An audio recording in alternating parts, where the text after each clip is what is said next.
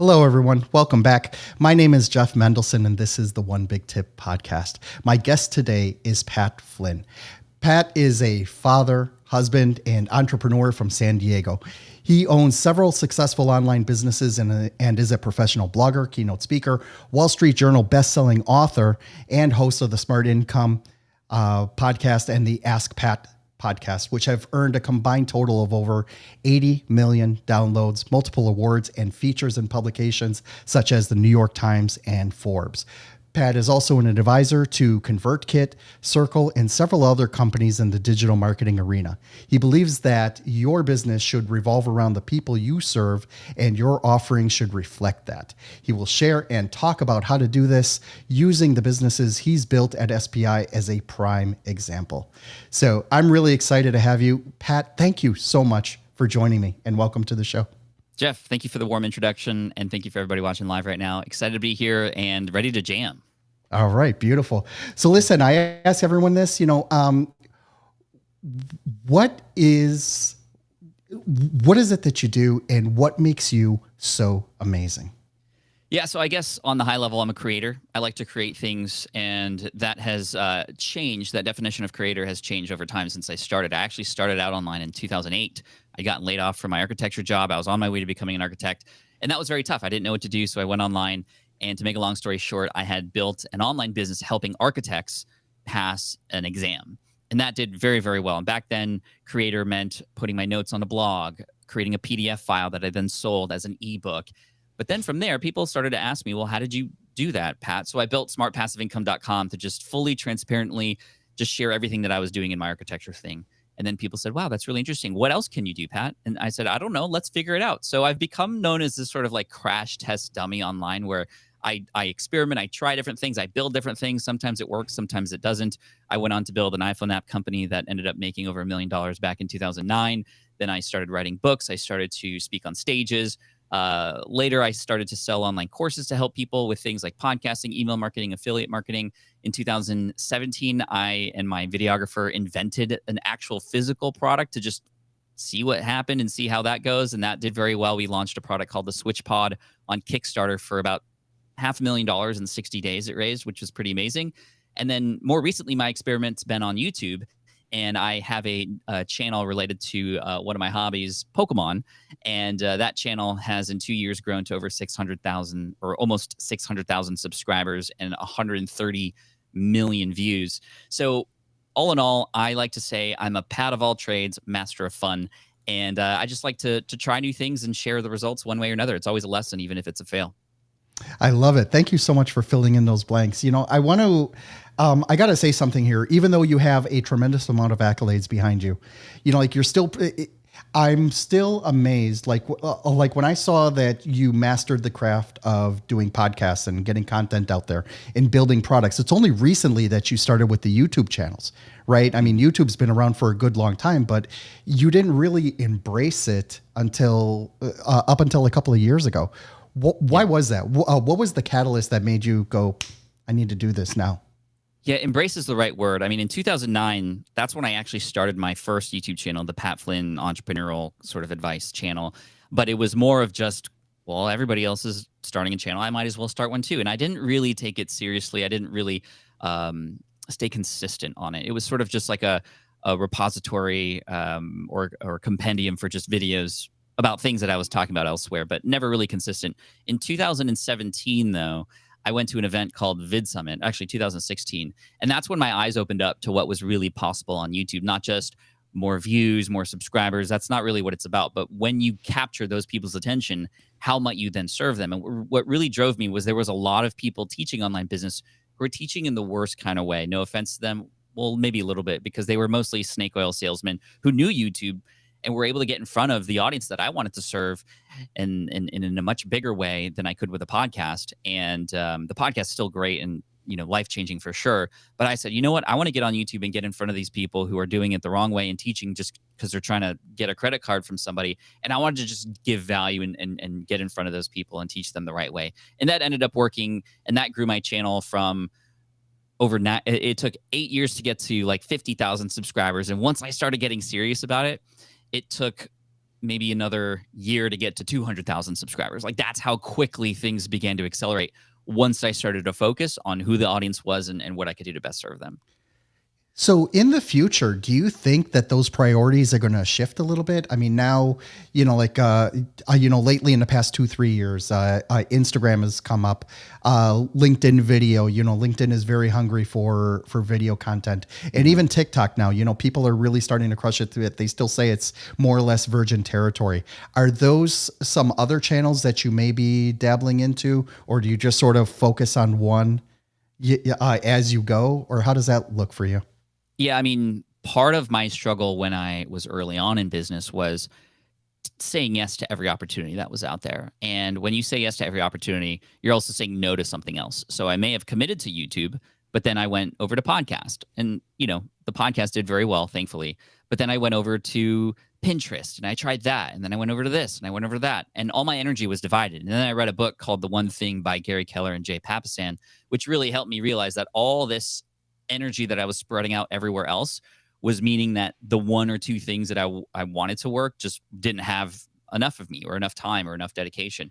So that's when I really went triple down on the podcast, and that started to really skyrocket. And then I saw the power of working on one or two things at a time. The trouble with me, though, is I can't just work on one thing, right? So I do something called the 20% itch rule. 80% of my time is focused on things I've already said yes to and I'm already committed to.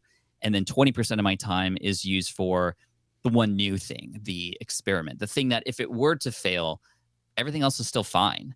Now I have boundaries around my curiosity, which I think is really, really important. And so that has worked really, really well. That was what became the Switch Pod, that invention I talked about earlier, and is now my Pokemon channel. And even if those things were fail, and trust me, I've done things that have massively failed, there's still learning lessons that can then be brought into the other stuff as well. But really the big principle here is that no matter what happens with tech, I mean, there's going to be a new TikTok, there's going to be a new thing, and then AI is coming and all this other stuff, or AI is here really. What it really comes down to is the human experience. That will always be something that will remain no matter what happens with the tech, as something that people are attracted to and want and desire. So what I talk about in my book, Superfans, for example, is this idea of, well, for the people who are in our business, how do we create those experiences that allow for special moments to happen, that allow them to see that they're in the right place, to allow them to feel like they belong. And there's a number of strategies that are involved to be able to do that, that help you stand out from other people who are in the same niche and field as you. And also, no matter what tech is available, you can always create that human connection in one way or another. And that's what we should focus on.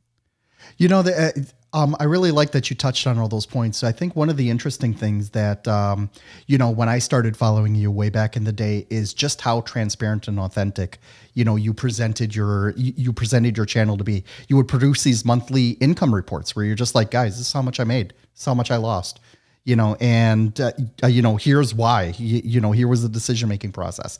And there are several others who have taken on that type of transparency as well, but it really isn't that prevalent, especially in our industry, that those that open up the doors and just show you, okay, here's how you do it. It's like you want to be in a giving position, right? But sometimes, it's like, well, money, it's like, some people are still weirded out by it. Yeah. And it's just one of those things that it's like, if you can give that kind of transparency, I think it really helps, because it really helps enforce, the type of work that you're doing. So, right. I really appreciated that. Thank you, Pat. Let's shift gears for a minute. I want to talk a little bit about offers and creating opportunities, right? Because I think that's really the foundation of what's been your career, over all this time. Where can I make the biggest impact, and how can I reach the most people with the most useful product, with the most useful book, and creating the most useful content. Let's talk a little bit about that.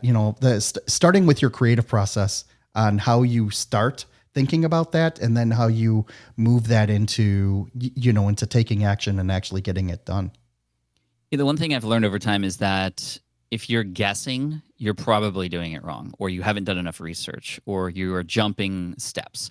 So what I like to teach people who especially are at the very, very beginnings, right? And this is a great exercise even for those who already have an audience and a list and are making sales, because it really brings us back to what really matters. And that is, who are we helping and what do they need help with? So oftentimes we get very excited about building a business and we want millions of subscribers, millions of followers, et cetera. But you don't need that. In fact, when you go small, that's when you go big. And let me explain. So the strategy I often recommend is very specific here. Find one niche or market that you have an interest in, perhaps expertise, or people ask you a lot of questions about that particular thing. People know you for that. Or maybe they don't know you yet, but you have an interest to serve people in that space. Pick one niche. In that one niche, find one community that you can get involved with, that you can join, a Facebook group, a LinkedIn group, perhaps, or a forum, or a community offline, wherever those people exist. Find them, join them. You have nothing to sell yet. You just want to be curious. Who are these people? What are their dreams? What are their goals? What are their obstacles? What are their struggles? What's the number one challenge that they have? And ultimately, when you spend some time in there, and it doesn't take very long, a week even, in a Facebook group or a LinkedIn group or a circle community, you're able to start understanding what people need help with and why they're here. And then when you go there and you start providing value and you start sharing, people will then naturally be attracted back to you and say, hey, well, can you help me with this? But the goal is one niche market, one community within that market. Find one person who you can connect with, who you can help them get one result. That's it. And that exercise alone makes this whole idea of building a business much easier, because here's what happens. When you help that one person, you get to that point. Number one, it's just an exercise of, well, where do these people exist? How do they talk? How do they respond? What are the words they use? What's their problems? That in and of itself is a massively amazing exercise. And that typically is where I get inspiration for what I can do to then create. But once you get that one result, it's amazing, because not only now have you gotten a person to actually succeed with something you've taught, and now you also have a testimonial in case you want to restructure this teaching into a cohort-based situation, a product, an online course, an agency, whatever it might be. We don't know. Also, what's beautiful about this exercise is you might go through this process and go, wow, I actually don't like it here, meaning I just am not fired up as I thought I would be. How good to know that now before you actually spend all this money, time, and effort to build a website and get all the socials and do all the things. Like, you could do this before all that. But the most important thing that happens is when you get that person that result. If it does fire you up, you now have the confidence that you can actually do this, that you are coming from now a place of service, not selling. Selling actually is very important, and you can sell and serve at the same time. But those offers should come as a result of reverse engineering this entire process, right? The offer is actually the end part of the conversation, if you will. And yeah, that's not the end of your time with that customer, but there's so much that has to happen beforehand to get to that point. And that's the strategy that I've walked a lot of people through, and their eyes open up, because then they go, wow, I can do this. And many people now go, I have a responsibility now. There are many other people now who have that same struggle, and I know I can help them. If you had a cure for a disease, would you just say, oh, I'm too scared, like, I don't know? No, you're going to go out there and help people and throw out that life ring, even if you maybe miss a few times. You know you can do this now. You know, what's interesting about what you just said is that you can really apply this. I mean, niche down and niche down again until it hurts, right? Because I've heard on your podcast, you've convinced people that are into quilting, right? You know, that you would think would be like a rather solitary, you know, and really unique type of, type of product. And you know, people are creating communities around that, and they're creating offers, and they're putting out products that are specifically, you know, geared towards these people, and they're actually being successful at it. Right. So what a lot of people do is that they, you know, it's like, oh, I'm going to target doctors. Well, no, you know, like, do you need doctors or do you need OBGYNs? You know, if it's just OBGYNs or maybe just midwives. Right. And it turns out that every single one of these has a community. Right. Mm-hmm. And there is a way for you to, for you to address those. Let me ask you this, though. Once you've coalesced all of that, like you said, focus in on one niche, on one person, on one product, you know, and just go in there and just, you know, and just personify that and delivering an awesome product. How do you then scale that? You know, because I think that's part of the mental block that a lot of, newer entrepreneurs are like, well, wait a second, I'm talking to one person. I need to be talking to 100, 500, 1,000. How do you then scale that upwards in order to make it more efficient? We need to learn why we want to scale, or else we're going to fail. What's more important before we learn the growth strategies is to learn, well, what is success to you? I often have a lot of conversations with new students and I ask them, well, what are your goals? And they say, well, I want to make $1 million, which is, a fine goal. And many people have that number. It's just a very attractive number that we always say. So I always go deeper. Well, why? And they go, what do you mean why? Like, I want to be successful. I want this. Okay, well, what does success mean to you? Well, I want to spend more time with my family. I want to do these things. I want to go on vacations. I want to invest. Okay, well, how much do you need? And when we come down to it, oftentimes these people who say they want $1 million business, they then realize that they only need $120,000 a year to become very successful in the field that they're in, which is a tenth of $1 million business essentially, or ninth. And building $1 million business is way different than building a $100,000 business. And it's much easier to build 100,000. Now, what's cool is when you get to that 100,000, oftentimes scaling becomes a lot easier at that point. But the goal is much more closer. And what happens is, especially for people who are taking on one-on-one clients, they begin to realize, wow, I only need 10 clients to pay me this much money every single month, and I'll get there. Cool. So do we need to be on every single platform and every single social media channel to get 10 people? Or can we just focus on one where people find us, they see us as an expert? We now have a real case study and proof that this stuff that I'm teaching works because I already helped one person do it.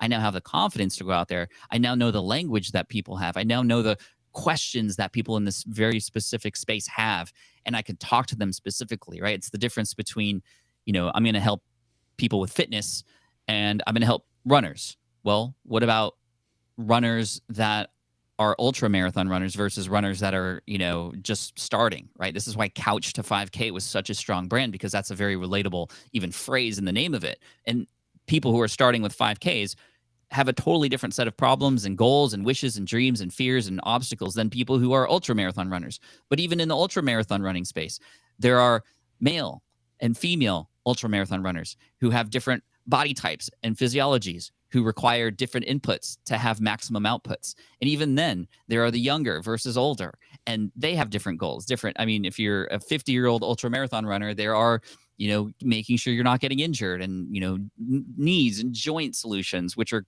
totally different than a person who's, running in high school doing this kind of thing, right? So as you can see, the riches are in the niches, and that's really, really important. And so when you start to define what success actually means to you, you start to realize that this goal is actually much, much more achievable. And you don't need to do all the things that everybody is doing, because the truth is, whether it's YouTube or a blog or a podcast, any one of those channels can be an amazing amplification for what it is that you do and how qualified you are to teach this stuff. And you don't need to be the leading expert. In fact, a lot of what made Smart Passive Income successful when I first started was the fact that I didn't go to business school. I was just a regular person figuring it out for a real reason. I had just gotten laid off. And so it was more relatable. And I even think about when I learn, I would much rather learn from somebody who's just a couple steps ahead of me, who has just gone through the process in today's fast moving world, versus somebody who is a 25-year veteran of this, who may be so far removed from the position that I'm at right now. So there's actually an advantage to being almost right in it with your audience, and you can almost kind of work in public or take them along the journey with you, and you're helping them more likely than another person could. I love it. Thank you so much for that explanation. One of the things that came to mind for me was by reading Tim Ferriss's book, The 4-Hour Workweek. I know this one gets way overquoted, but the definition of an expert is really just the guy who knows 1% more than everyone else in the room. Right. Mm-hmm. And that's really it. Like if you happen to grab someone's attention and you can display and project, that a little bit more about what's going on, people are going to look at you and be like, okay, yeah, I'll listen to him. Fair enough. Yeah. And a lot of the times, you will have, 70 to 90% of the information that's needed, and it'll be correct. Right. And then it's just incumbent on you to make sure that you're projecting the best advice, or the best course, or the best, the best coaching that you can in order to make that happen. So I really appreciate the way you articulated that. My pleasure. Pat, can you please let everyone know where they can find you and how can they reach out to you directly if they want to learn more? Sure. Well, you'll see the website right below me, smartpassiveincome.com, and that's our hub for all the things education related to business, everything from podcasting to creating online courses, YouTube, etc. We have a lot of great free guides that you could get access to, and a resource list and all this kind of stuff.